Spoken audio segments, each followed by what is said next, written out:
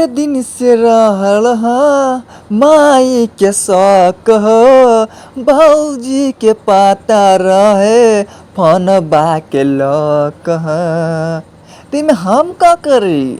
ढेर दिन से रहल माई के शौक हो, भौजी के पता रहे फोनबा के लॉक तोहर हव वाला फोटो सोझा आ गइल अरे जिंदगी में टेंशन छा गइल बा।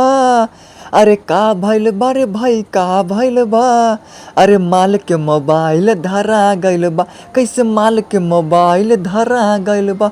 हाँ माल के मोबाइल धरा गइल फेंकले रहे चुम्मा जवन भेजरे रहे दिले सोना।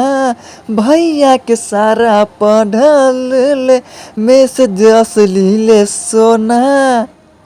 ऐसे बोलबू तो रानी हार्ट फेल हो जाई, भर तोहरा दीवाना के जेल हो जाई।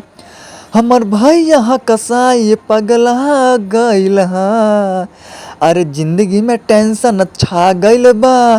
का भइल बा रे भाई का भइल बा। त माल के मोबाइल धरा गइल बा। कैसे माल के मोबाइल धरा गइल बा। हाँ माल के मोबाइल धरा गइल बा। अपने हाथ क दिली जापन बर्बादी सोना। लागता कि क दी घर के लोग बा जल्दी शादी सोना। जदि सपना हमारा चूर चूर हो जाई अधथूर हो जाई। कुछ करे पर दिल मजबूर हो जाई जदि चूर हो जाई। अंजित शायर पर फद आ गइल अरे जिंदगी में टेंशन छा गइल बा। का भइल बा रे भाई का भइल बा। त माल के मोबाइल धरा गइल बा।